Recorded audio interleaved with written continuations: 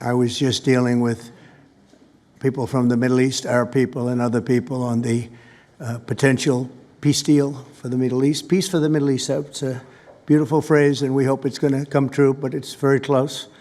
And they're doing very well. We have a great team over there, great negotiators, and there are unfortunately great negotiators on the other side also. But it's something I think that will happen, got a good chance of happening. I may go there sometime toward the end of the week, maybe on Sunday, actually, and we'll see. But there's a very good chance negotiations are going along very well. We're dealing with Hamas and many of the countries. As you know, we have Muslim, all of the Muslim countries are included, all of the Arab countries are included, very rich countries and some that are not so rich, but just about everybody's included. It's never happened before. Nothing like that's happened before. And our final negotiation, as you know, is with Hamas, and it seems to be going well. So we'll let you know. If that's the case, we'll be leaving probably on Sunday, maybe Saturday, maybe a little later than Saturday evening, but that seems to be our schedule. It should be clear to all Americans that we have a very serious left-wing terror threat in our country. Radicals associated with the domestic terror group Antifa that you've heard a lot about lately, and I've heard a lot about them for 10 years. And other far-left extremists have been carrying out a campaign of violence against ICE agents and other officials charged with enforcing federal law.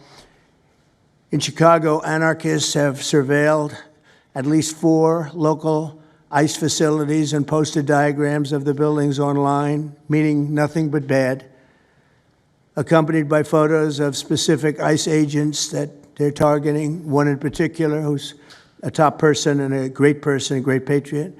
In July, approximately a dozen Antifa-aligned militants stormed the ICE facility in Texas and then lured officers out of the building before firing dozens of rounds at police. They were crazy, frankly, shooting one Texas officer in the neck. And in Portland, Oregon, Antifa thugs have repeatedly attacked our officers and laid siege to federal property in an attempt to violently stop the execution of federal law. Everything we're doing is very lawful. What they're doing is not lawful.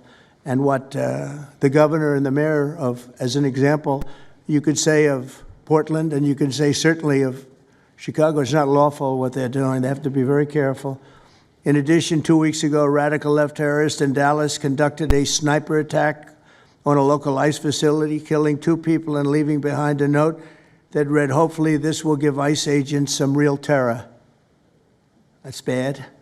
This attack came the very same month that Charlie Kirk was assassinated by a far-left extremist who inscribed the words, "Hey fascist, catch," meaning catch the bullet, onto the bullet shelf itself. The epidemic of left-wing violence and Antifa-inspired terror has been escalating for nearly a decade.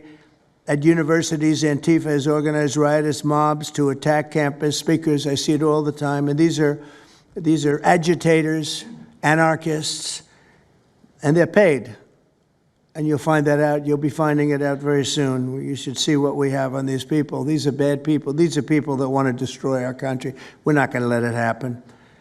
They've used armed gangs to assault local police in cities nationwide, and they've attacked journalists reporting on their crimes. So the journalists that report on their crimes, don't worry, you're very safe. I hope that's not going to turn you around, but they have been very threatening to people, but we're going to be very threatening to them, far more threatening to them than they ever were with us, and that includes the people that fund them. Probably some of the people I know, some of the people I dine with, but if they do, they're in deep trouble. So we're going to be looking very strongly at the people that are funding these operations. When you see the signs, and they're all made out of a beautiful paper, beautiful, nice, stiff, very expensive paper with beautiful wood handles, all the same color. They come from very expensive printing machines. These are not people that write out their signs in a basement that believe in something. These are paid anarchists. At least 3 of these courageous journalists have personally been victims of Antifa attacks. Andy No has been repeatedly beaten by Antifa thugs for his work in cruel. And Andy is a very serious person, too, I have to tell you. I've been watching him for a long time. Is Andy here? That's what I thought. Hello, Andy. I thought that was you. You're looking better than you do out on those streets, huh? You look much better. It's nice to have you. You feel a little safer here, I think, maybe. Well, not that safe, because you have them. You have to worry about that. But thank you very much. Andy No has been repeatedly beaten by Antifa, and including one assault that left him with a brain hemorrhage. Only days ago, Nick Sortor was assaulted in Portland by a flag-burning mob, and we've made it 1 year penalty for inciting riots. We took the freedom of speech away because that's been through the courts, and the court said you have freedom of speech. But what has happened is when they burn a flag, it agitates and irritates crowds. They've never seen anything like it on both sides, and you end up with riots. So we're going on that basis. We're looking at it not from the freedom of speech, which I always felt strongly about, but never passed the courts.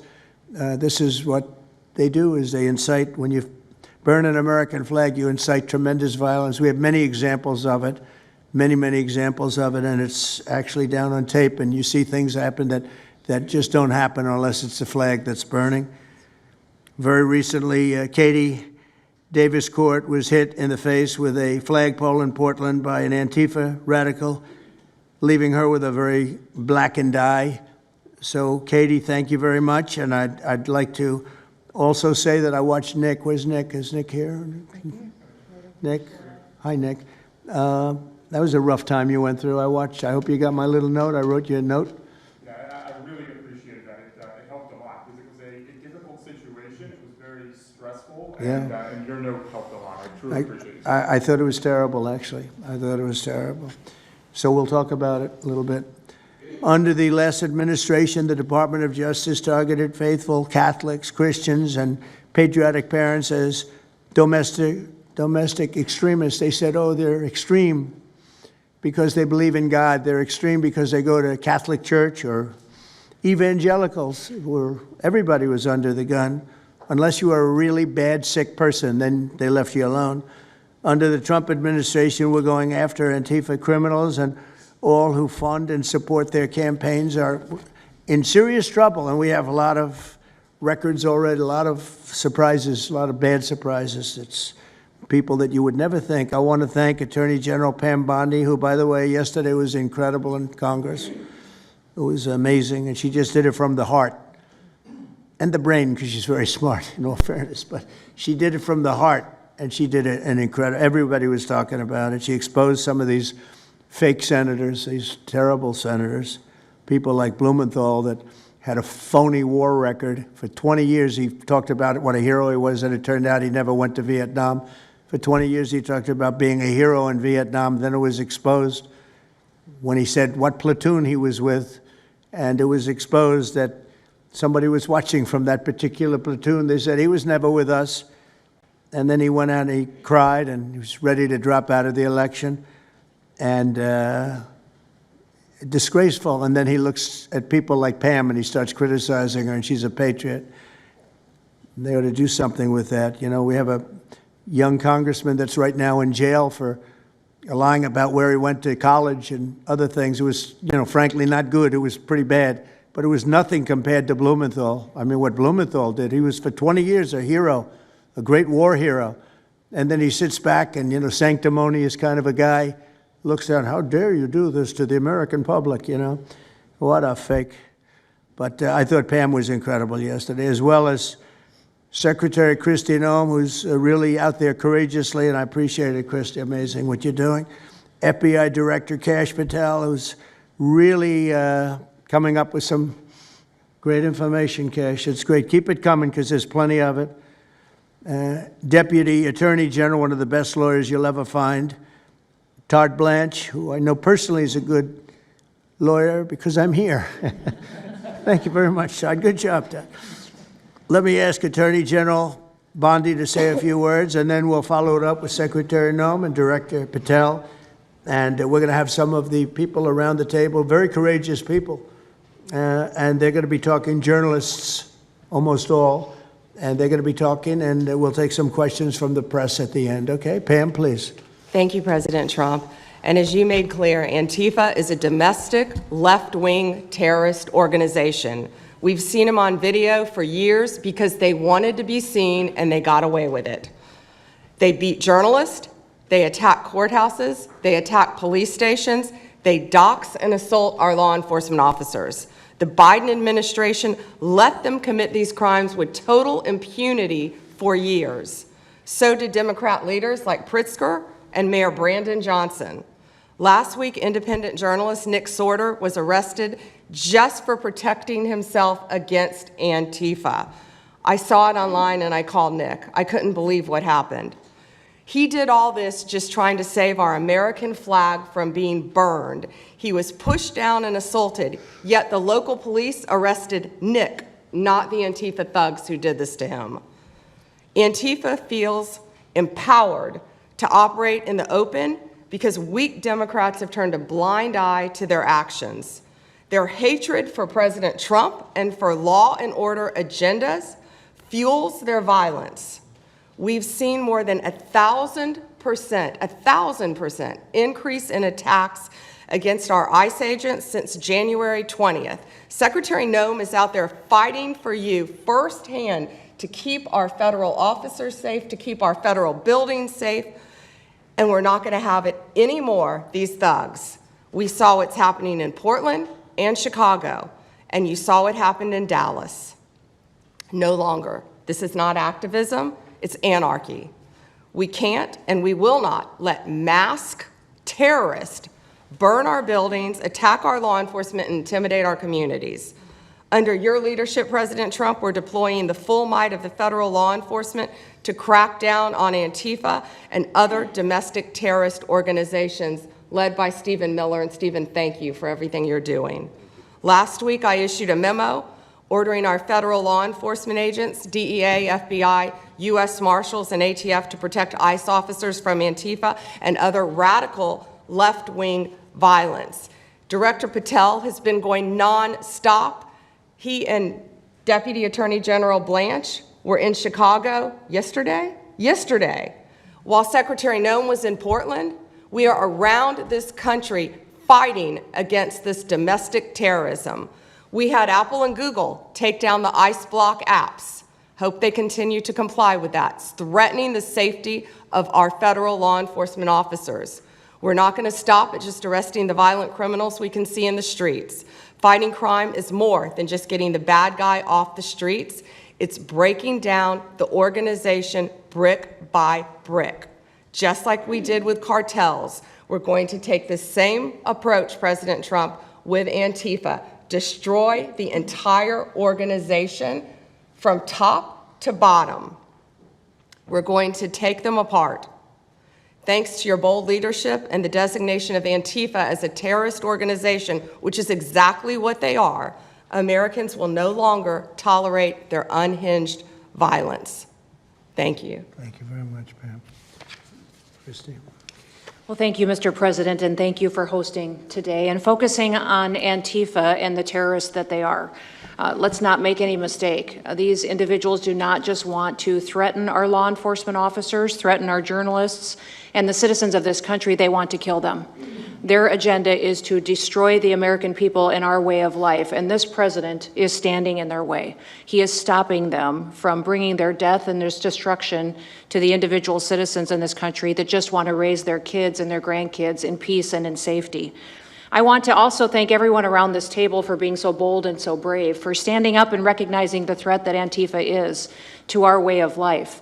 By recognizing how advanced they are, how sophisticated their networks are, how they've infiltrated our entire country, and we're seeing them play out with their tactics from city to city, and how they have built out their funding mechanisms. And sir, I also want to thank our Treasury Secretary for his work in getting to the bottom of these funding mechanisms and individuals who are perpetuating this violence on our American cities. I was in Portland yesterday and had the chance to visit with the governor of Oregon and also the mayor. They're in town, and they are absolutely covering up the terrorism that is hitting their streets.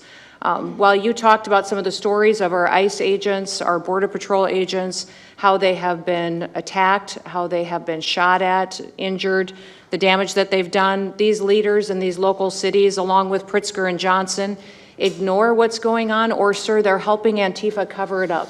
We have arrested dozens of individuals that are Antifa members or affiliated with them, and I want to thank our Attorney General for prosecuting them and making sure they never see the light of day again.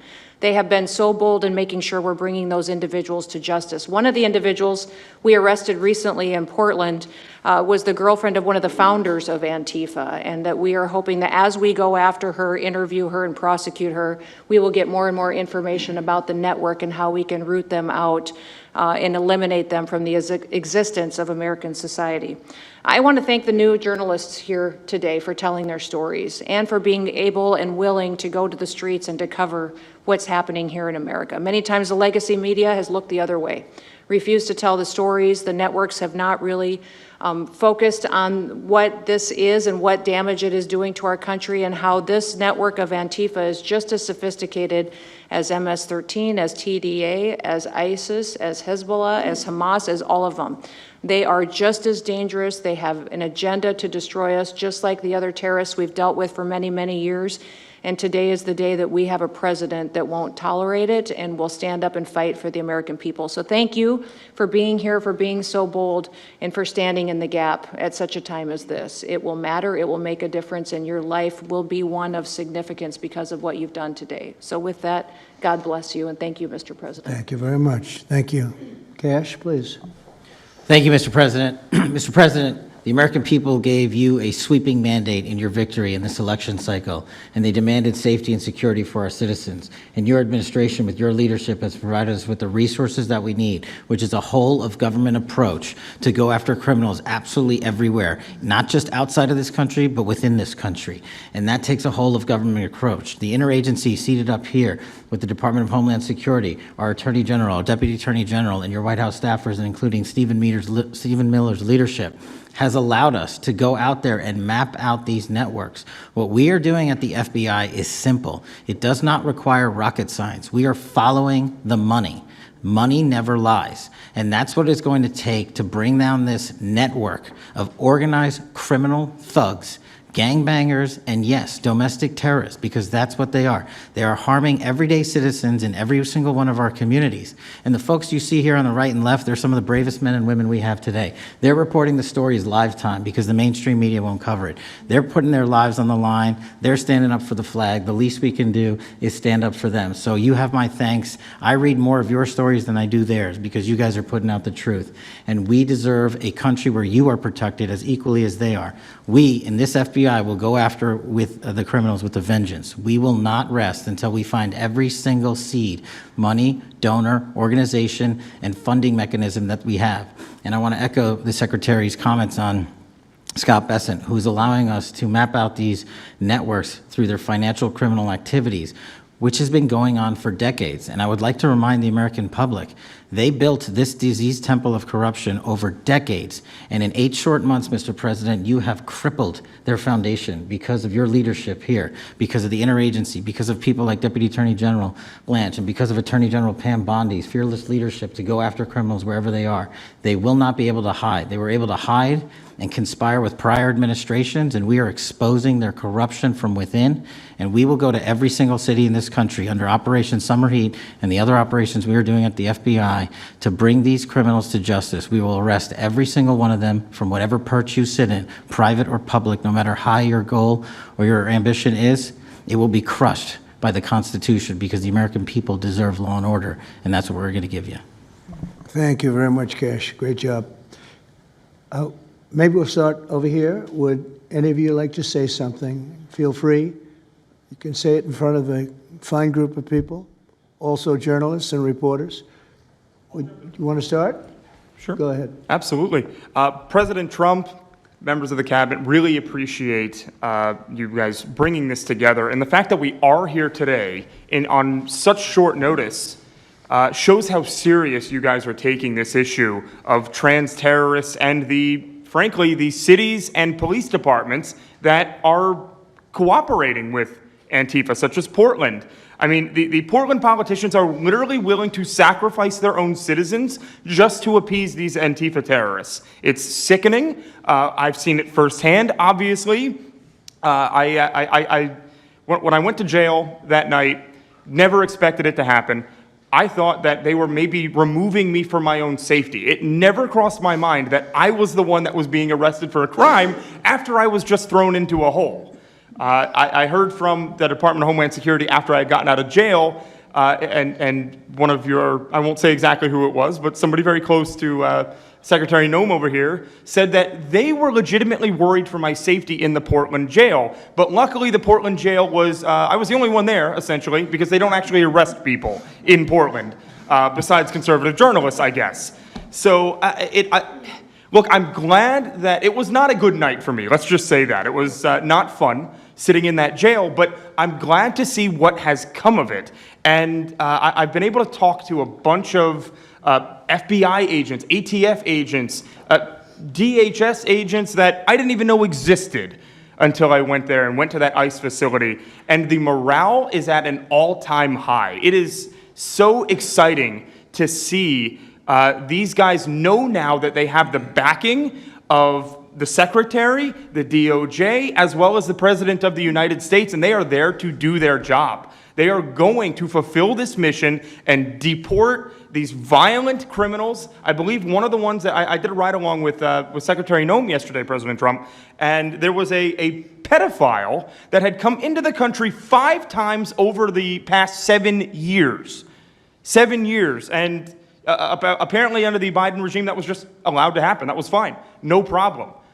It's concerning to me that you're seeing the Portland Police Department, as well as the governor of Oregon, and the mayor, of course, coming out and running defense for pedophiles that have entered the country illegally 5 times. It's crazy. I'm glad it's taking a front row seat in the media. And, they're being forced to talk about it in reality because, we're the ones that were on the ground. We're the ones that are actually reporting what's going on. Much of the legacy media has been either ignoring it or covering for Antifa for years now. So thank you guys so much for taking this seriously. And President Trump, you mentioned that flag. So remember, you put out a truth right after That's right. I saw that.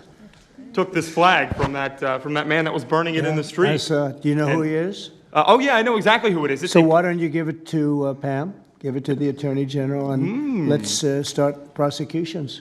Yeah. I actually have a second flag that he tried to burn as well. So I have 2 of them from the same guy. Well, you also saw what happened when that flag started burning. Everyone went crazy. That's right. And that's when it started, when they started burning the flag. So thank you. If you could give the information, it would be great. Absolutely. And at least that horrible night made you famous. You got He was something already out of it. I got a text from the President of the United States, so I appreciate that. And President Trump, after that happened to Nick, I called Harmeet Dillon and we opened a pattern and practice investigation into the Portland police very publicly as to how they let this happen. Thank you, sir. Mr. President, Brandy Cruz, you're going to hear us be very fired up today, and you can tell, and it's because some of us have been covering Antifa for 15 years and have never had anyone in a position of authority even acknowledge their existence.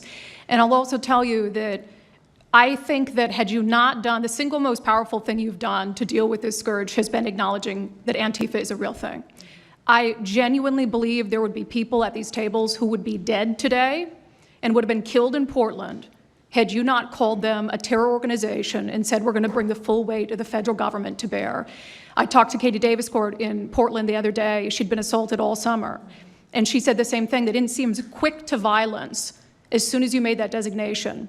So they're thinking in their heads, they're worried. There's been 24 or so arrested in Portland. They don't want to go to federal prison. There's this video of them, one of them who was in the face of an ICE agent, and then he's in custody shaking.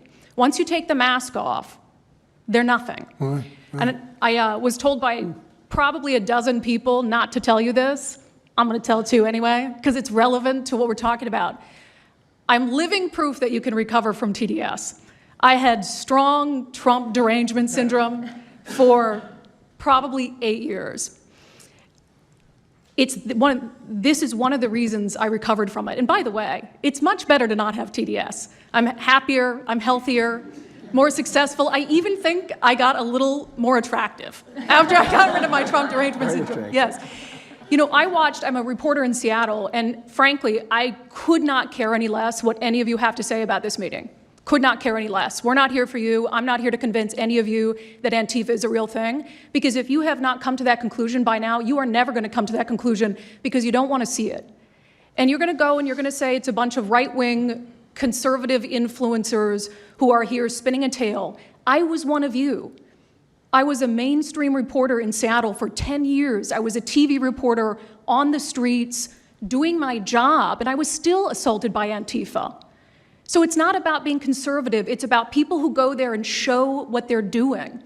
And when I saw, after all those years, that the media wouldn't be honest about what was happening, that Democratic politicians wouldn't be honest about what was happening, I thought, well, gosh, if they're not being honest about that, maybe they're not being honest about President Trump either. And it opened my mind to just looking at things for what they were. And now I find you quite funny, actually. Now it's like I said, I'm much happier about it. But, you know, for me, again, I could not care any less the stories that they go to print. This is what I care about. We have 3.5 years. Nothing is guaranteed, although I think if Democrats keep it up, we'll probably have Republican presidents for the next 3 decades. But nothing is guaranteed, and so what I want to see over the next 3.5 years is a full court press to dismantle Antifa once and for all in a meaningful way. I know, Andy, we talked before this about some ideas. That's really what we want to. I don't care what the media says. I don't care what Democrats say. They will never wake up to this fact. So we want the federal government to take as many of these cases as possible, look at the interstate travel between Portland and Seattle when it comes to these people who are committing violent acts, and hopefully in 3.5 years, they will be a shell of their former selves. Very close to done, and it's Antifa and many others, Yes. unfortunately. There are many others, bad ones. Most have been named terrorist organizations. There are a couple that we're going to. But I think we've got it pretty well covered. But there are many others. But very specifically today, it's Antifa, and it's really bad. And we're going to get it cleaned up. Andy, do you have something? Thank you very much. I'm glad you no longer have TDS. I feel very good about that. Fully recovered. Thank you. Thank you, Mr. President and members of the Cabinet. I have a lot of gratitude and a little bit about my background. I'm born in Portland, Oregon, from there. And growing up, it's always been left-wing, very progressive. And I liked it. It had cafes and artists and those who lived a bohemian lifestyle. And in 2016, I was a graduate student at Portland State studying political science. I was an editor at the student paper there, a very progressive paper. And I was assigned to cover the election night demonstrations. Well, the elections night protests turned to riots, 3 days of violent rioting in Portland. And it was the first time that I saw groups dressed in black with their faces covered. This is 4 years before COVID. Some of them were waving the black flag of anarchism, some the red flag of Marxism. And within seconds, they would ravage one street to another, to another, to another. And the next day, I would read the legacy media, which I still read at that time and looked forward to, and I looked up to those journalists. And I was really shocked to see that the narrative was that these, in my view, anti-democratic political violence was legitimate acts of protest because people were concerned about racism or all these other lies. And so for the next 4 years, I just continued going out with my video camera. I thought, look, people can ignore what I write because of spin, but videos can quite speak for themselves. And in 2019, it led to me nearly losing my life. I was covering another Antifa protest turned riot. At that point, had been routine in Portland, and then I was ambushed in a mob beating. And I had never been in a fight. I didn't even realize that I was being assaulted until seconds in. And the punches came from everywhere on my head and my face, and I was bleeding out of my eyes and ears, and then they threw all the drinks in my eyes to humiliate me further and to laugh at me. And I was rushed to the hospital in an ambulance and CT scan, and I had subarachnoid hemorrhage, which is bleeding in the brain. I nearly died. And after surviving that, the reporting that I saw in liberal media it seemed to suggest that I had deserved it because they branded me far right. And some even went so far as to suggest that I maybe faked my injuries. A BuzzFeed reporter asked for my medical records, which I did provide, but this felt so, it's like because I didn't die in that attack, there was another round of people who wanted to finish me off. But I continued, and then 2020, Portland was really the epicenter of the longest political violence. Those months of riots, I was on the ground, undercover, and there was an assassination there. There was a supporter of Donald Trump named Aaron Danielson who was shot dead by a self-described Antifa member who then fled out of state and died in a shootout with US Marshals. In 2021, I returned undercover, naively thinking that enough time had passed, and was chased through the streets of downtown and beaten, nearly choked out. The person who was trying to choke me out held me so tightly that I had the blood, the vessels in my eyes burst. So one of the symptoms were my eyes were completely red after that, and I was hospitalized. So thank you so much for acknowledging Antifa and for directing your administration to treat them as domestic terrorists.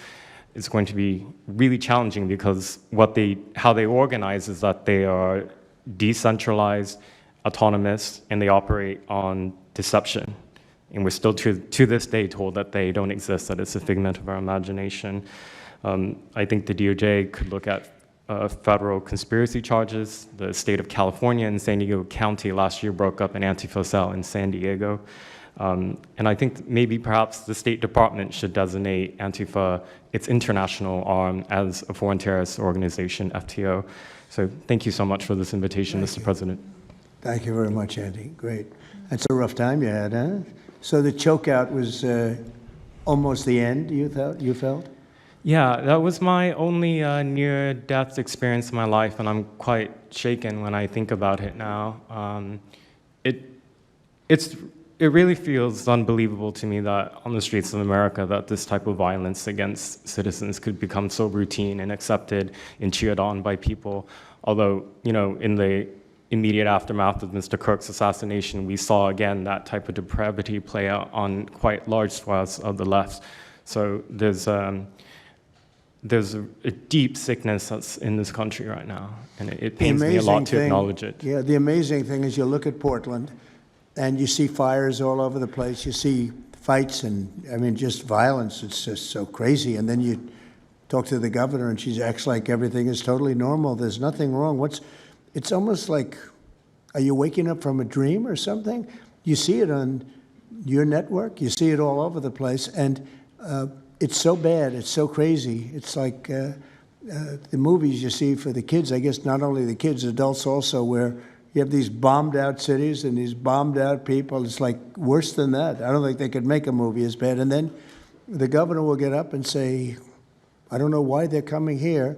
It's such a wonderful place. And the amazing thing is the people want us to be there. The people, when they get the real people that live there, many of them have left, but the real people want us to be there. The same thing in Chicago. So they've had 60, 70 murders over a short period of time. Murders, people that got shot. They've had hundreds of people shot, and then a guy like Pritzker, or this low IQ mayor, gets up. He got up, he's got a 5% approval rating, and the people are all against him. They want people to come. Beautiful black women are wearing a MAGA hat last night on television. Beautiful people. And they said, we don't care who comes, just stop the crime. They don't care, frankly, they don't care if it's National Guard, military. Send in anybody you want, stop the crime. And they're afraid to go out. They can't even go out. And then a guy like Pritzker, think of that, 50, 60, 70 people over a short period of time murdered, actually murdered, mostly gun violence, but knives, but gun violence, they're murdered, and hundreds of people shot. They had one weekend where they had like 18 murdered and 71 shot. But they said, you know what their excuse is? Yeah, but it was a long weekend. In other words, it was a long weekend, so that was okay. And then Pritzker gets up and he says, I don't know what they're talking about. We don't have crime here. They're crazy. I think actually they're petrified. Their families live there, everything else. I actually think they're scared. Pritzker was a failure in his family. They threw him out of the family business. Guy's a loser. But you know what? They actually, I believe they're scared. They're actually frightened for their lives. Jack, please say a few words. Mr. President, thank you so much for having us here today and holding this roundtable. Antifa is real. Antifa has been around in various iterations for almost 100 years in some instances, going back to the Weimar Republic in Germany. And it's now been just under 1 month since we saw a far leftist murder Charlie Kirk, and we saw thousands upon thousands of people, other far leftists and people in positions of authority, people like nurses and pilots and doctors and HR departments, celebrating the death and the murder of Charlie Kirk. This sickness that's out there is absolutely real. And Mr. President, thank you for mentioning the fact that one of the bullet casings read, "Hey fascist, catch" on it. One of the other bullet casings right next to that had Bella Ciao written on it. Now, Bella Ciao is a song that is known in Antifa circles as the international anthem of Antifa. And all of us around this room that have studied Antifa, we're very familiar with these symbols. And Mr. President, I think the situation is getting worse. When you look at people like Luigi Maggioni in his 20s, Thomas Matthew Crooks, of course, who took a shot at you, sir, the ICE shooter in Dallas, and now this Tyler Robinson, we're starting to see a pattern of more and more murderous violence.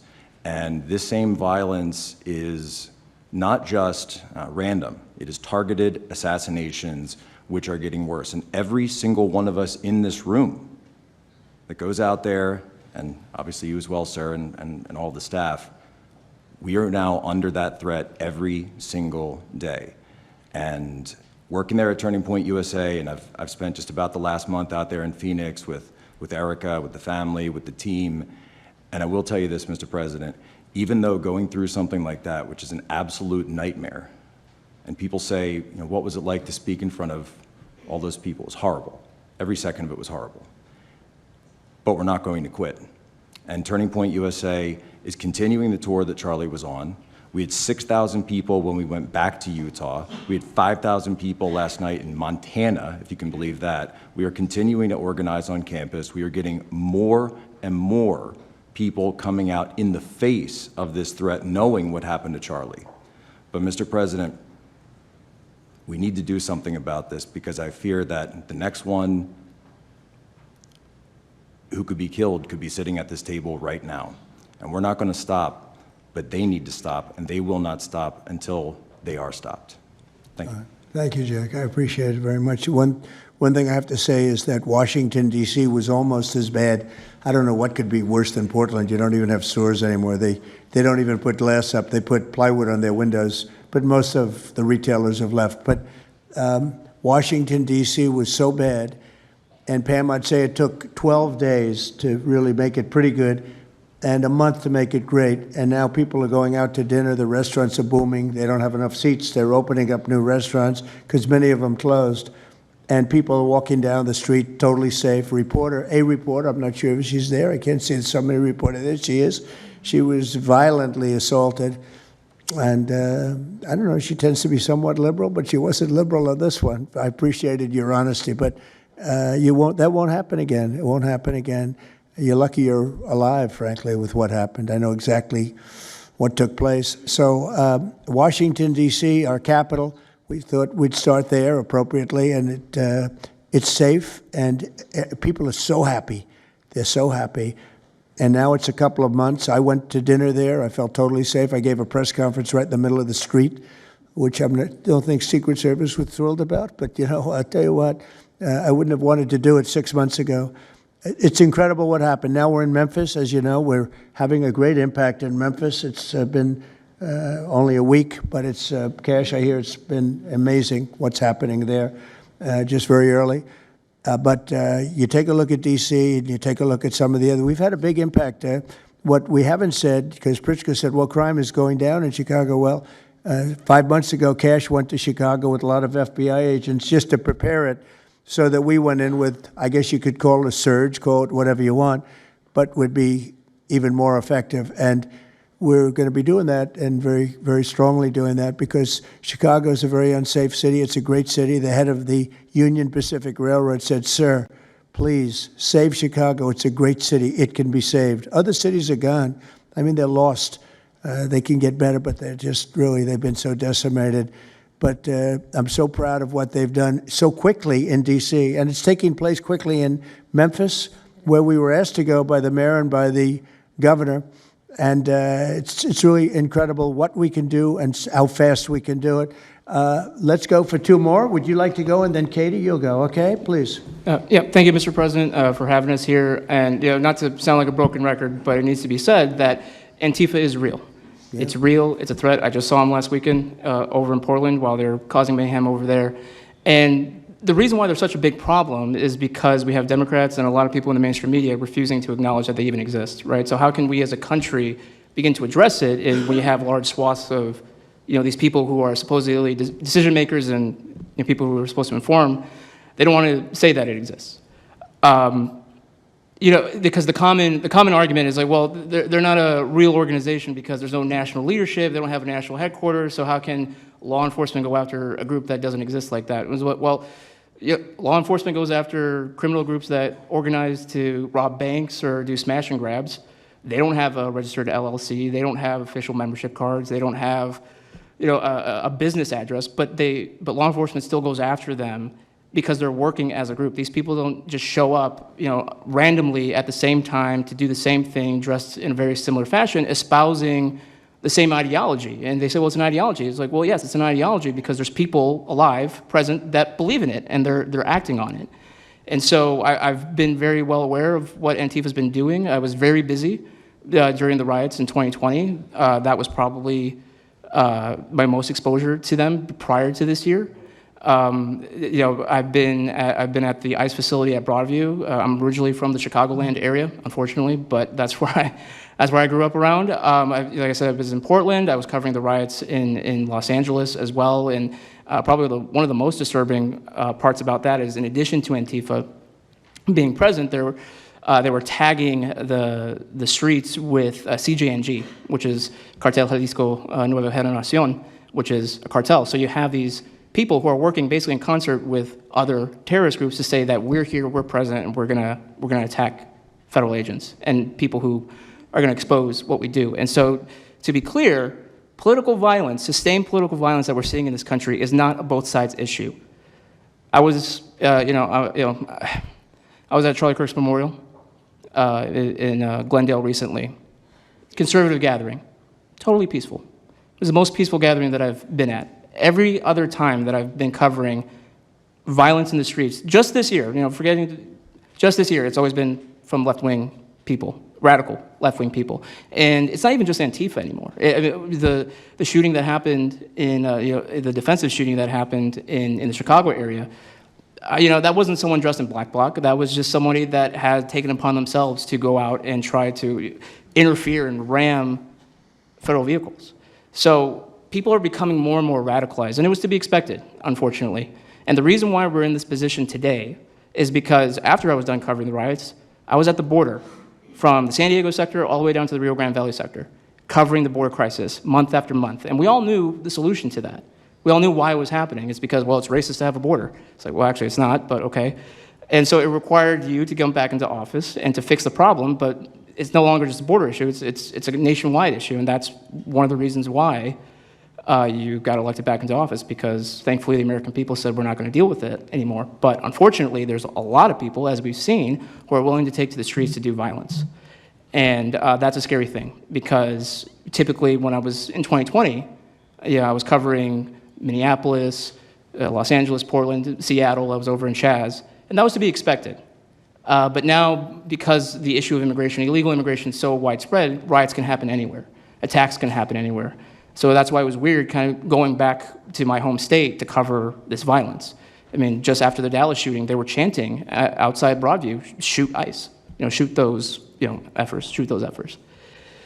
So I'll just leave that. Thank you so much again for having this. this is very dangerous.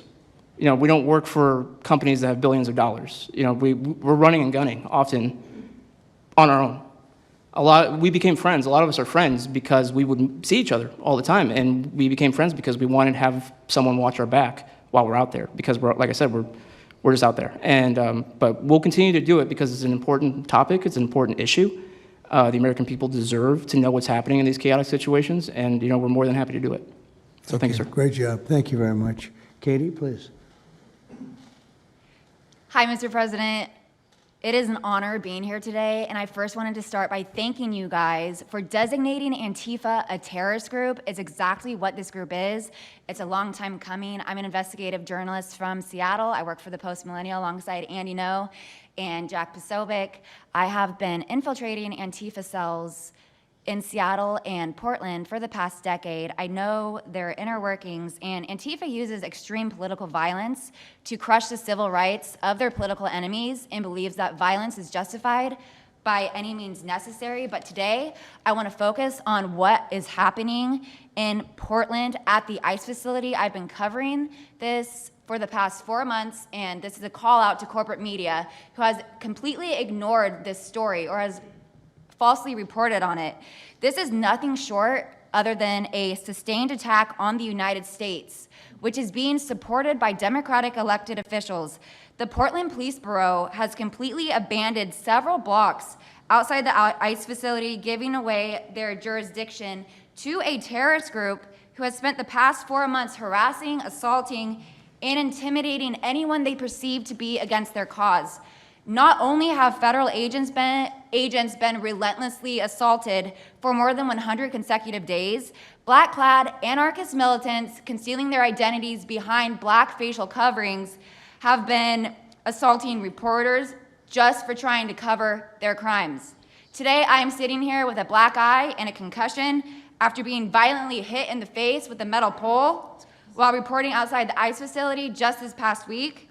After the attack, I immediately went to three Portland police officers who refused to detain the suspect.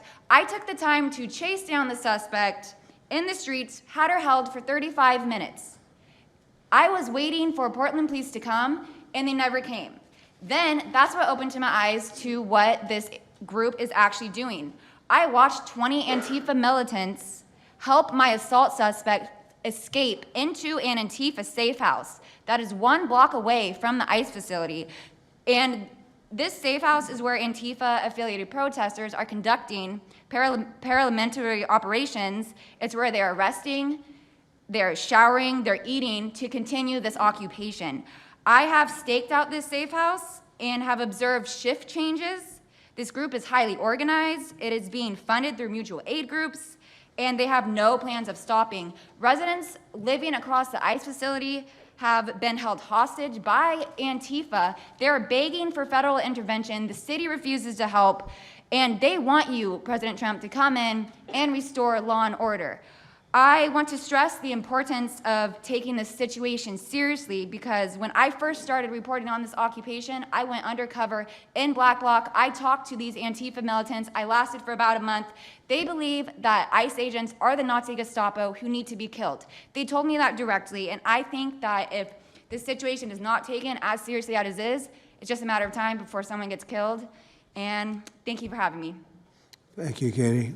That's pretty incredible. The only question nobody can answer is why. Why are they doing this? They're like insurrectionists. They're terrible people. But you really wonder why. Why are they doing it? What are they gaining other than they're obviously paid? They're paid a lot of money. Go ahead, please. Mr. President, if I can answer that question, the reason why they're doing it is because the same media that's sitting in this room with us has declared all of us at this table Nazis and fascists, and they've been doing this for years. This is why Antifa feels emboldened to attack us. Now, almost every single person at this table has been threatened with a steel bat. We've been assaulted, we've been harassed, we've been threatened, and that is in huge part due to the media. So my message right now is for you guys. Because 2 years ago, back in 2020, by the way, I was censored for my reporting on Antifa here in Washington, D.C. You were talking about how safe it is. Now, Mr. President, it wasn't so safe back then. Back in 2020, I watched as a father was being mobbed and surrounded by Antifa members as his terrified, crying children looked on and the police here did nothing. I watched as a woman had her hair violently ripped out of her skull simply for waving an American flag on the streets of Washington, D.C. And by the way, if you guys try to go and find any of this footage, you won't find any of it because Twitter deleted all of it because our president shared my reporting and they deleted my entire account immediately after. So now, if you want to know what happened in 2020, all you're going to see is the media headlines that said that it was fiery but mostly peaceful. Thanks for that one, CNN. The reality is that it was an extremely violent period of time, and for the last 10 years, Antifa has been wreaking havoc on law-abiding and innocent American citizens, and it needs to end. Now, I'm with Turning Point USA. It's an honor to be here, Mr. President. Thank you guys so much, everybody in the administration, for giving us a seat at the table, because the media has not only been demonizing us for so long, but immediately after the brutal assassination of our founder, Charlie Kirk, our Turning Point USA chapters have seen an uptick in violence across the nation as Antifa chapters that are embedded in our universities go and target them. It's been extremely difficult to report on the ground, and for a long time I was afraid to go to Portland because I knew that the only people who would have my back, like Julio said, were one of my friends on the ground because there is no police force there. I was terrified to go because I knew if I got shot or stabbed, and I have been assaulted, I've been mobbed and robbed in Austin, Texas by Antifa, that nobody would come to help me. So my plea to the entire administration, especially to the DOJ, is every single radical left-winger who is in front of the ICE facility in Chicago, in New York, in Portland, please make sure that you use the full force of the law to come after each and every single one of them, because it is us being soft on left-wing violence that has fomented all of the terror that we have seen in this country, and it is the left wing getting away time and time again with assaulting law-abiding American citizens that has led us to this place. So truly, to the Americans that I speak to on the ground, they feel completely abandoned by their state and local government. So please step in. You have Americans begging for the National Guard, and to the media over here, please report on the truth. Please do your jobs. I'm an American citizen. Everybody at this table simply views ourselves as American citizens who have an iPhone and the will to actually tell the truth. So please take your job seriously and tell the truth to the American people. And thank you for letting me be here on behalf of Charlie to continue his legacy of cleaning up the country. Thank you, Mr. President. Thank you very much. Appreciate it. Wow, you feel very strongly, I can see. I'm mad. I got beat up so many times, Mr. President. My friends have gotten beaten up, and I want to cry right now from happiness because we have been completely ignored for so long. For almost 10 years, we've been getting assaulted on the streets. I have watched children cry as their parents have been attacked on the streets. That should not be happening at our nation's capital. So please, again, the DOJ, please utilize the full force and go after each and every single one of these people. Fantastic. Thank you very much. Great job. Impassioned. That's important because you should feel like that. Please, go ahead. Mr. President, thank you for having us here and bringing together this panel of brave journalists, everybody on this side of the room.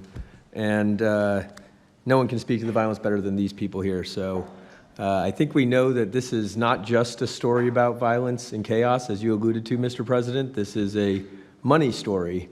And at the Government Accountability Institute, my colleague and I, Peter Schweitzer and our team, we followed the money, and we followed it to the top of what we call the protest industrial complex, Riot Inc.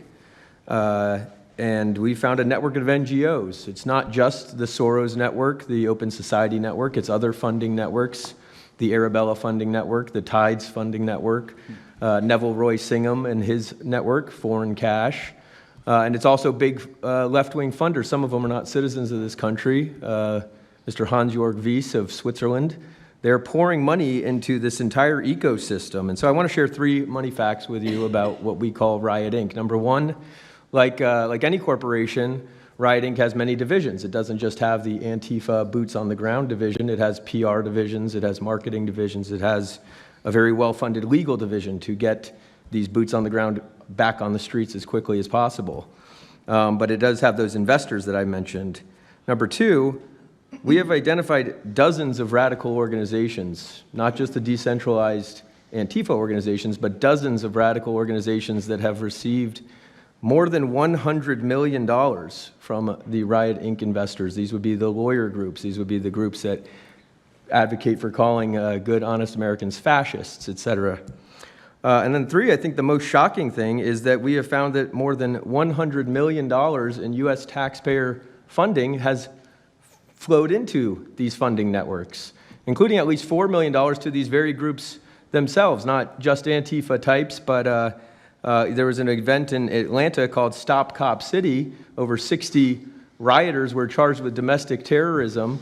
These groups received money for that from both the billionaire class as well as taxpayer money. So one other thing, this money helps fund the decentralized crowdfunding platforms.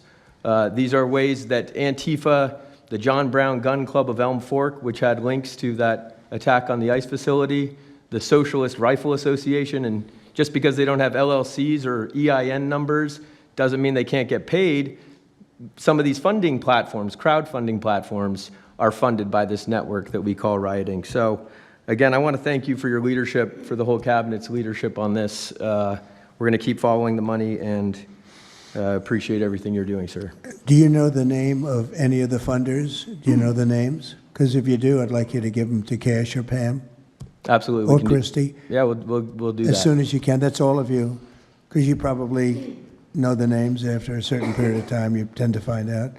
But these are people that do not have good intention for the country, and that's treasonous probably. So if you could, very important, if you could do that, it would be great. Nobody would know better than you. You'll figure it out. Thank you. Please, go ahead. Yeah, my name's Nick Shirley. I'm 23 years old. I'm a 100% independent YouTube journalist. And over the past year or so, I've been able to go to 15 countries. I've hung out with people in the gangs of Brazil and the favelas, in the prisons of Secot. But yet the most dangerous places I have been here in the United States, unfortunately. And I've had the opportunity to show people about the protest Antifa here in the United States, and there's nothing organic about what they are doing here in the United States. I've watched people be bussed in from states. I've watched the same lady at a protest in Atlanta be bused to the protest in DC and then in New York City. There's nothing that is honest about what they are doing. And they have signs. I've seen the same signs here in DC and in London as well. It's a big organization and corporation that they're running. And people may wonder, like, what's the threat to us as Americans if we go? Well, you'll be labeled as a fascist, you'll be labeled as a Nazi, and they'll wish death upon you because they wish death upon me. And just last week in Portland, Oregon, I watched a lady get trapped in her car, surrounded by Antifa, and her sister messaged me after seeing the video. She said, the only reason I think my sister was safe is because you were there recording. I also was chased out by a member of Antifa who said he would smoke me, and next thing he knew, a DHS sniper had lasers on his chest. If he was not there, who knows what would have happened that day. These people are very dangerous, and people wonder how they're able to do it. The reason is because these cities are not enforcing the law. And why should these people be worried if the law is not being enforced? And we are not far right, nor are we far wrong. We're just right. And the truth about what's happening here in America with these groups is very dangerous, and I thank you, Mr. President, and your administration as well for acknowledging that. Thank you very much. It's too bad you have to go through it. I know, it's a little crazy, much. right, Mr. President? Well, you're going to get to the bottom of it, so it's a very important thing you're doing. Thank you very much. Please, Cam. Yeah, I've just got something very short. I'm attacked every time I do my job. When I leave my house to go to work, I am violently assaulted. I've had guns pulled on me. I've been bear sprayed. I've been beaten down. I've been almost killed. So my question for all of you is, how would you feel if every time you showed up to work, masked militants tried to kill you? Because that's how we feel. That's our lived reality. And you guys go and tell us that we're liars, the riots aren't that bad, right? I've never seen any of you guys on the ground. In fact, I've never seen anybody representing the companies you work for on the ground. You guys come to us for interviews that never get published. Stop saying we're lying. We're not. We risk our lives every day to do the job that you guys are too afraid to do. What network would you say is the worst, if I could ask?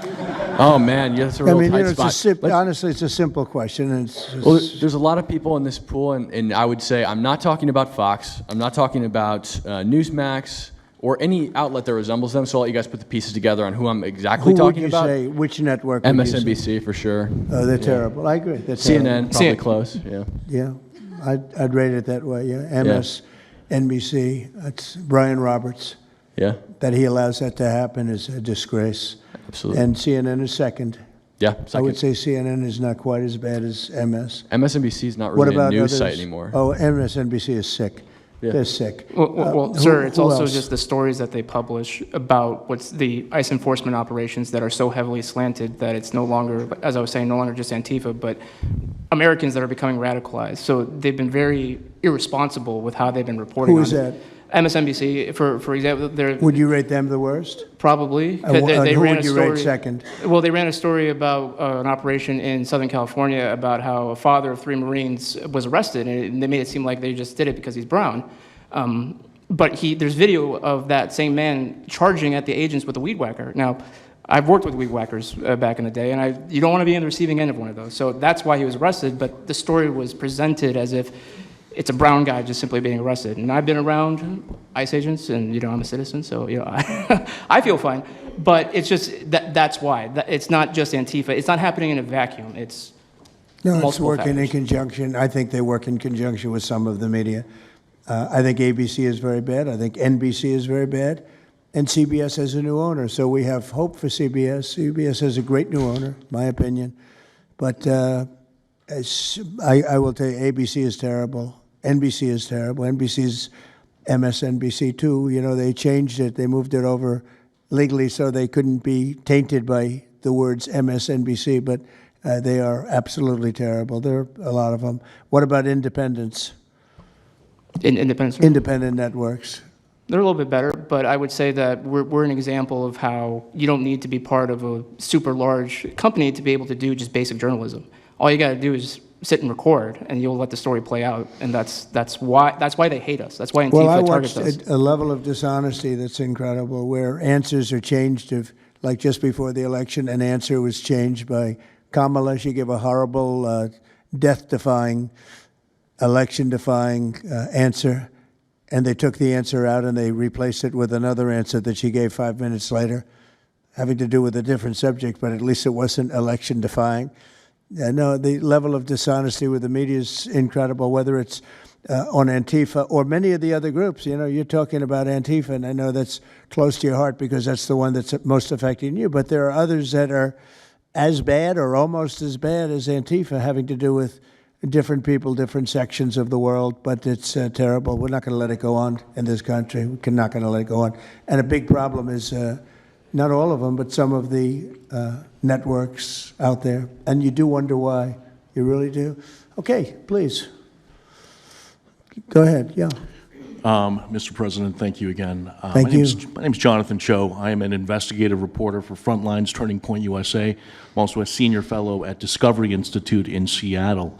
And I cover far-left extremism as well as the homeless drug crisis in America. And I find it oftentimes those worlds intersect. And hot off the presses, what I wanted to bring to your attention today is a report from a Capital Research Center here in D.C. in conjunction with Discovery Institute.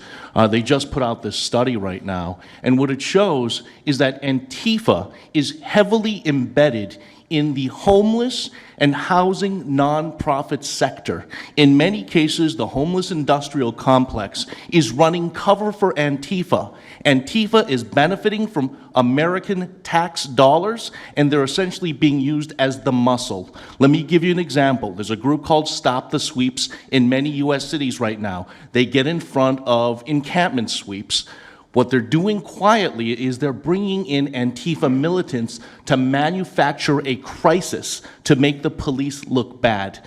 Another group right now that is behind Antifa and working with Antifa very closely, based on the research that we have right now that we're going to give to you and your team, are the Democratic Socialists of America, also known as DSA. Again, these far-left progressive groups tend to be aligning themselves with Antifa.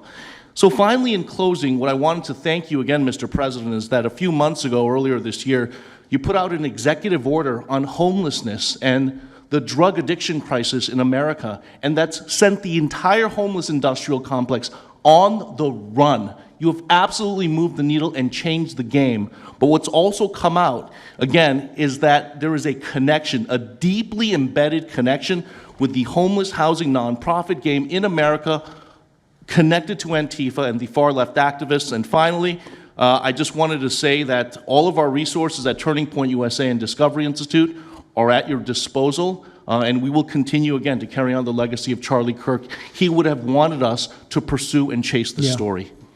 Well, he was a good friend of mine, as you know, and he helped us get elected. Us, it really is us. It's even some of them, but not too many of them, not enough of them. And did you notice when we mentioned CNN and MSDNC, the cameras went off. 2 of the cameras immediately went off, but they're not going to cover it anyway. The problem we have is that this is a very important meeting, but you'll see very little press about it. These are major statements being made by major people, including the people right here, and you're not going to see too much about it. They don't like to cover this kind of thing. So it's very dishonest what's going on there. I think the press is a big factor. Please, go ahead. Thank you, James. Mr. President, thank you so much for having us all here to bring attention to this matter. You did mention MSDNC, CNN, a handful of those other outlets that have been lying about, various things, but especially what ICE, the brave men and women over at ICE have been doing. I was talking to Antifa members in Portland the other day, and a lot of these people genuinely believe, they buy these lies, and they genuinely believe that they're fighting against literal Nazis and not brave men and women that are putting their lives on the line to basically, enforce basic immigration law, right? That everyone seemed to agree with up until maybe a few years ago, a handful of years ago. So once again, thank you so much for having me. My name is James Klug. While my primary job is traveling around the country, having conversations with Americans about various political topics and issues, I have had a lot of run-ins with Antifa over the last 5 years. And I do think that Antifa is a primary reason why many conservatives are afraid to go out and protest and make their voices heard and maybe bring friends and family to a demonstration and exercise their First Amendment right, because they are literally deathly afraid. And I talk to these people all the time. They're afraid of militants showing up in black bloc and hurting them and their families. And, I've personally witnessed Antifa assaulting hundreds of police officers. I've witnessed them firebombing police departments and federal property. I've witnessed them making death threats against federal agents, police officers, journalists. I think I've witnessed every single person here, maybe not personally, but I've seen them get, hunted down and attacked. And so, this is a group that is responsible for a good percentage, if not a majority, of the violent riots in 2021 and 2020 when Democrat mayors had a kind of a hands-off approach with these left-wing militants. Just as a quick reminder for everybody, we're talking about dozens of murders that happened in those riots. We're talking about billions of dollars of damage to property and communities all over the country. We're talking about thousands of officer injuries. So this isn't just like some little thing that they're, they punch a journalist here and there. No, they're responsible for a lot of damage and a lot of people that have, unfortunately died and basically suppressing people's voices, And so what I did want to talk about is to get this footage, almost every single person in the room here, to get this footage, you have to go undercover because you are at risk of being beaten or worse. You have to go undercover. You have to film low-key to capture them committing crimes. This is stuff that the mainstream media was not doing and has not been doing. They'll show when Antifa is maybe, it's a little bit more peaceful, and they'll show when it's more mellow, but they'll remove the cameras when things get violent and it's actually dangerous to be here. And I have personally witnessed legacy media vans showing up at a riot 300 yards away, getting out of the vehicle, filming for 30 seconds, saying something like, fiery but mostly peaceful, packing up, and to add insult to injury, you have Democrat politicians that are saying, it's just an idea, right? That's all this is, so it's just an idea. After all of this chaos, it's just an idea. Well, that idea has threatened to kill me and many of my friends that are here today. So, Mr. President, thank you so much for bringing this to the forefront, and it's definitely making a big change. Really appreciate you. One question. So why is it there are numerous groups? I mean, Antifa is terrible, but you have other groups that I guess probably are almost as bad or just as bad. Not one other group was mentioned. I'm sort of surprised at that. You just come into contact with Antifa. It seems to be that you mostly come into contact with Antifa, please. There's a lot of overlap, and I would say that, for instance, Jonathan brought up the Democratic Socialists of America. They're basically the same thing. I mean, there's a lot of Democratic Socialists of America who are out there in black bloc, hiding their faces. And so I think we use, and I do understand, for the record, I do understand the challenge, as Andy pointed out, with Antifa as a graspable entity. I do. But at the end of the day, when you look at behavior, you prosecute behavior, right? We're not prosecuting ideas or ideology, you're prosecuting behavior. So whether you can prove that this amorphous thing is Antifa or someone has a patch that says Antifa, it doesn't matter. Did they assault someone? Did they assault a federal agent? Were they engaged in rioting? What is it? And so they're always using that, oh, well, they don't call themselves Antifa, even though some of them literally do. It's called Rose City Antifa. How long has it been around in Portland, Andy? Since 2007. They call themselves Antifa. In Seattle, I was outside the federal building, and they were yelling, "There's no police here, this is Antifa land." And then at the same time, Democrats, like our governor, oh, Antifa is an idea. But yeah, I think Antifa can overlap with a lot of other entities and organizations. Okay, very good. Thank you. President Trump, I just wanted to add this real quick, because you were asking which mainstream media outlet is the worst. What I think, it's any of them that decided to call Kilmar Abrego Garcia Maryland Dad. Because when I'm out there on the street talking to these people, they call Maryland Dad is this human, he's actually a human trafficking MS-13 gang member that's illegally in the country. But the amount of people on the street that I spoke with that thought that he was a U.S. citizen that was being deported to Uganda is dangerous. These people genuinely believe, based on what comes out of the garbage standing over here, that you guys are deporting U.S. citizens. So that's what's causing all these problems. So when you have a governor like Pritzker in Chicago, where you have Illinois, which is in a lot of trouble. Chicago's there, potentially a great city again. It's not great now, but it could be great again. That's why we have to get there soon, because eventually you can't do that. What makes a man like that say that things are wonderful? Why doesn't he say, we love that President Trump is going to come and help us clean up Chicago and make it safe again, as opposed to fighting us and pretending that there weren't 50 murders and 200 shootings and all of that? Why is that? Go ahead, Nick. To spite you. To spite the administration. That's simply what it's about at this point. Because, if you go and talk to some of these citizens, like I'll use Portland as an example again, because I've been there for so long now. You talk to the neighbors that live in the apartments next door to the ICE facility. There are veterans with PTSD that live there, and they're here all night long, screaming, fireworks being lit off by these rioters, children crying because they, can't sleep at night and they're scared of all the noise outside, and they can't leave. They got a lease. You can't just leave. These people aren't wealthy individuals, and that's one of the major problems here. And these people are afraid to come out and speak out. And they're getting no help from their government at all. They've been begging for the noise ordinance to be enforced outside of their apartment complex for months now, and the city of Portland has ignored them every single time. The victims are, as I said, they're afraid, but the governments aren't doing anything because they want to spite the administration. It's all political. And the politicians make you feel like you're foolish, like there's something wrong. How could President Trump be saying that about Chicago? And yet the night before you see that, 11 people were shot, 5 people died, and you have him talking about like it's a wonderful situation. They make you feel guilty. And a lot of people don't get over that. They just don't get over it. I think they convince the people. Do wealthy people leave too or not? Places like Portland, are the wealthy people leaving? People that can leave, are they leaving? I think that they're moving to the areas that have been gentrified. I mean, the Oregon governor, when she was saying, we don't need Trump here, she's walking around. It's a very tight shot, if you notice that. And she said, Portland's just fine. Look at me. And they'll focus on the couple areas of Portland that are very nice. She was saying that, and there were explosions in the background. Mm-hmm. Yeah. I mean, there was a reason they cropped it in.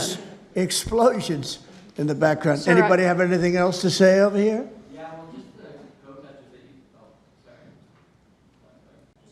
And then should we be taking questions, or to just a waste of time because they can ask questions, but, well, there's Brian, he's good. But you know what?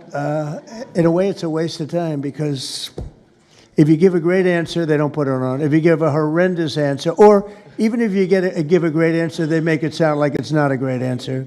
They're very dishonest. Go ahead, Nick. Yeah, and I think part of that dishonesty comes from what they see. For instance, I've never been asked to go on any other show besides Fox News. My clips go viral everywhere, but they've never even asked, like CNN's never asked, MSNBC's never asked. And a lot of times when I go to hotels, I'll stay and I'll watch like MSNBC. Fortunately, their ratings are terrible. They are terrible. MSNBC is dying, and CNN is dying like a dog. And Poor CNN. It's so pathetic. It is very pathetic. You ever see their anchors in the evening? Nobody ever heard of them. Where do these people come? I could take anybody off the street in Washington, D.C. that do a better job. Yeah, and it's not amazing. hard to show what's going on these days. You literally have an iPhone and you can post it on X. They don't believe in the star system, you know. It's just one of those things, right? Okay, Nick, you finished, Nick? Yeah, Are thank you you very finished, much. Nick? Good Can I- job. Thank you very much. Well, you've been through hell, I tell you that, but you're really incredible patriots, incredible people. Go ahead, please, Brian. Brian, go ahead. I'm so thankful for each and every one of you here right now, and I'm very grateful that my network, Real America's Voice, has partnered up with many of you. Jack Sobin, you have a show on a network. Many of you, Savannah, have appeared on a network as well, so thank you for being here. My question is this: in terms of following the money, I would just notify that the city of Austin is cleared to vote tomorrow to basically waive a $120,000 fee so that a No Kings, basically an anti-Trump rally, can occur in their city. They're bypassing the fees, rolling it to the taxpayers. So my question is to you: what can the people of Austin, Texas do right now to make sure that their tax dollars don't fund a No Kings anti-Trump rally coming up? Well, you just tell me that I would love to do something about that. Bring a lawsuit, do something. You know, the best thing you can do is have honest elections, because the elections are totally rigged in so many of these places. You know, you take a look, the people, they're all loving you. They can't breathe. They love so much, every one of them. You don't see one negative, then all of a sudden you lose the election by 20 points. The elections are so rigged, and we proved that in 2020 more than any other time. But even the last election, there were areas that I won by much more. We won in a landslide, but I actually won in more of a landslide than we thought. I said, you got to get out, make it too big to rig. And fortunately, the people made it too big to rig. They tried. But the biggest thing you can do is have honest elections. You know, if you don't have, and you need great media. You need borders. Wait. You need borders. You need borders. You need honest media, you need honest elections, and you have a great country, and you need all three of them. Yeah, go ahead. To a lot of these radical groups that you talked about inside here. So thank you for removing. I would like you to make a big deal, though, if they're waiving a fee, but I guarantee they wouldn't waive it if it was it's not Trump. If it were a conservative rally, they wouldn't be waiving it. So maybe you can look into that, Pam. Todd? That sounds like one for Todd, Pam. Go ahead, Todd. Good luck. Thank you.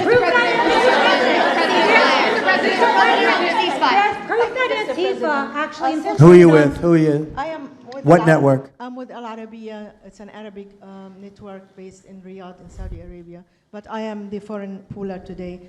Mr. President, you said that you might go to the Middle East on Sunday. Do you mean Egypt and Israel? And would you consider going to Gaza to see what things are I on would, the yeah, ground? I would. I might do that. I may do that. We haven't decided exactly. I'll be going to Egypt most likely. That's where everybody is gathered right now, and we appreciate that very much. But I'll be making the rounds, as the expression goes. I probably will. Go ahead. Mr. President. Go ahead. Just to clarify, you said you might go to Gaza. You're saying on the Who are you first with? topic. I'm representing the TV pool, but I'm with NBC, sir. That's too bad. Go ahead. Well, just to clarify, you said you might go to Gaza, and then the second question I had earlier today, you said the mayor of Chicago and the governor of Illinois should be jailed. Have you asked the Justice Department to look at possible charges? No, I've seen the law, and when you have a group of people where the police call off the safety for ICE officials, I've understood that, and I've read it today in numerous journals, that that's illegal. What they did is I guess it was ICE, Christie, right? They were under threat, and the police were helping beautifully. and it was fine. And then all of a sudden, a woman was on the line saying, everybody, move back, get out, get out.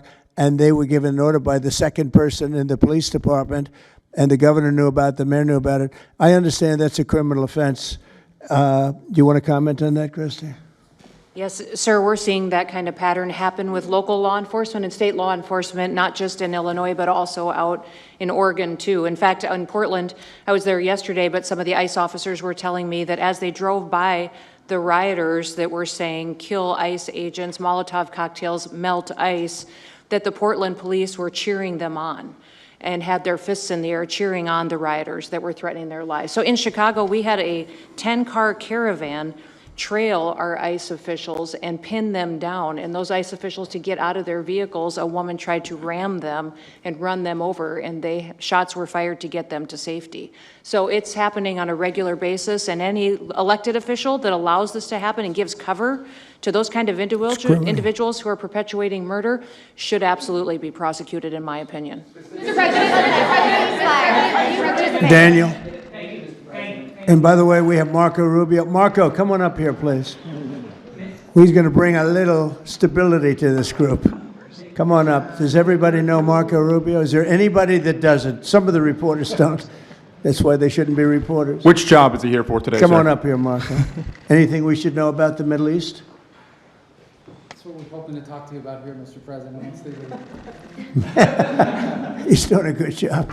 He was born for this job, I can tell you. Daniel, please. Mr. President, thank you very much. I have 2 questions for you, if that's okay. Seamus talked a little bit about the money aspect of this. Do you believe if you go after where the money is coming from with Antifa, in regards to Antifa, do you believe that would be similar to cutting the head off the snake, so to speak? And I have a question It on would help. this. I don't know that it would be totally complete, but it would certainly, you'd knock out 75%, 80%, 85%. These people, a lot of them don't believe it. You know, when I watch them, I say, I can almost tell a pro by, they're like professionals. That's all they do. And they get paid by somebody. I think it would knock out a lot of it. Yeah, not all of it maybe, but a lot of it. And then a follow-up to that is, a lot of the people who we've listened to over the last hour, they've emphasized that Antifa, it's not necessarily this big organized thing. It's a bit ambiguous. It's deorganized. I think that's one of the words that Andy used. What is the challenges of going after a group that makes it intentionally difficult to go after and find? That could be for you, the Attorney General, anyone up there. Well, they're smart people, and they deceive. A lot of them are crooked people. A lot of them have been staying out of trouble their whole lives, and they've been bad from the day they were born, frankly. But these are sick people. Pam, go ahead, please. Well, they're smart, but they're not smart enough. Oh, my microphone's broken. They're smart, but they're not smart enough. They have been covered by these liberal cities for so many years. And that's why we're all working with Treasury, with all these different departments, to find the criminal conspiracy. Okay. I'm just giving. Yeah, I was just given a note by the Secretary of State saying that we're very close to a deal in the Middle East, and they're going to need me pretty quickly. So I will take a couple of more questions. Please. Thank you, sir. I also have 2 questions for you, if I may. Have you given any more thought to possibly suspending habeas corpus to not only deal with these insurrectionists across the nation, but also to continue rapidly deporting illegal aliens? Yeah, it's suspending who? Habeas corpus, sir. Oh, I don't know. I'd rather leave that to Christy. What do you think? No, sir, I haven't been a part of any discussions on that. All right, go ahead. In the ceasefire This is CNN speaking, by the way. So, Are you this is one of the worst reporters that you'll ever see. I don't even want to take a question. It's a waste of time. Go ahead. How will you decide which workers get back pay and which workers do not? Well, we're going to see. Most of them are going to get back pay, and we're going to try and make sure of that. But some of them are being hurt very badly by the Democrats, and they therefore won't qualify. Go ahead, please. What will the administration do to foreign Antifa organizers and funders who are located overseas? Go ahead, in the yellow, please. So the Nobel Peace Prize will be announced on Friday. You've been nominated by many world By leaders, many countries, that's by many right. countries, as well as the hostage families. Do you think you will win? I have no idea. I mean, look, I did settle. Marco would tell you we settled 7 wars. We're close to settling an 8th. And I think we'll end up settling the Russia situation, which is horrible. 7,000 people died last week, by the way, in Russia, between Russia and Ukraine. I think we'll settle that. So I don't think anybody in history has settled that many, but perhaps they'll find a reason not to give it to me, you know? Perhaps they will. President Trump, participating in the ceasefire negotiations. Thank you. Going to the shutdown quickly, what is your position on the extension of health care subsidies, which is what Democrats are asking for? All I want to do is very simple. I want to get the country open, and then we're going to discuss that. And we'd like to, Obamacare is a horrible mess, and it has been from the beginning. We want to make it better, stronger, even if it costs more money, we want to make it better. The Democrats want to make it worse. The Democrats want to approve health care for illegals coming into our country, many of them coming in from prisons and mental institutions and drug dealers. They want to give them health care. We don't want that for our people because that's going to destroy the health care that we already have. We'd like to make Obamacare better for people, less expensive and better health care. Yes, ma'am. Mr. President, I'm wondering if you've been briefed on the organization and funding of Antifa, and if so, what have you learned? I have been, and they have pretty good knowledge, but they're going to have a very good knowledge. And I really ask these very brave patriots that we're surrounded with today to let us know, because I think you probably have some pretty good ideas. And even if you're not sure, let us know and we'll figure it out, okay? If you could do that.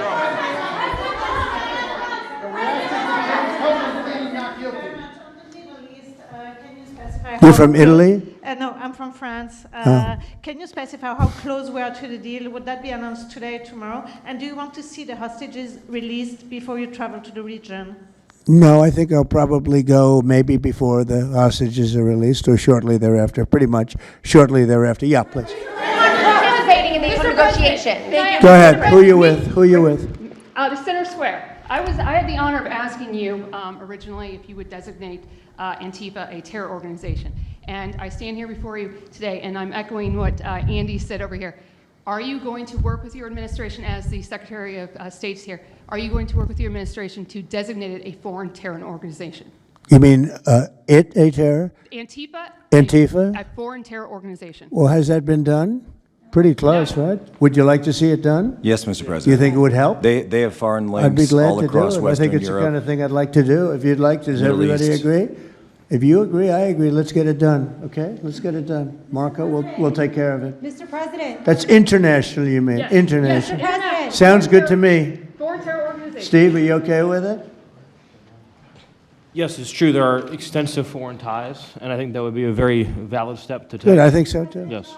Good, I think it's a good point. Thank you. President, are you planning on personally participating in this? On the shutdown, we are now about 1 week away from military service members missing their paychecks. We'll always take care of our military. Would you encourage Congress to pass a standalone bill to pay our service members? Yeah, that probably will happen. We don't have to worry about it yet. That's a long time. You know what 1 week is for me? An eternity. 1 week for me is a long time. We'll take care of it. Our military is always going to be taken care of. Yeah, please. Blue dress, blue. President, Rebecca with Blaze News. I'm curious to know, so you're talking about the money funding these Antifa organizations, and somebody brought up Roy Singham, I think it was you, who, by the way, is married to one of the co-founders of Code Pink, this infamous left-wing organization. I'm curious to know the administration. Who is that? Who is that? Roy Where's- Singham. He's married to. No, did you say they're here? No, he's not. A journalist brought him up, but he Oh, I is- see. Okay. Yeah. Okay. Seamus, thank you. Good bring up. Excellent. Go ahead. He's somebody who's been reported on extensively, and I'd love to know what the administration is going to do to actually bring consequences to some of these names. You mentioned. Well, I don't know the name, but I would like to ask Pam to take a look at it. You know, a lot of the best information we find are through you and other people like you, so I'd like you to look at it, Pam.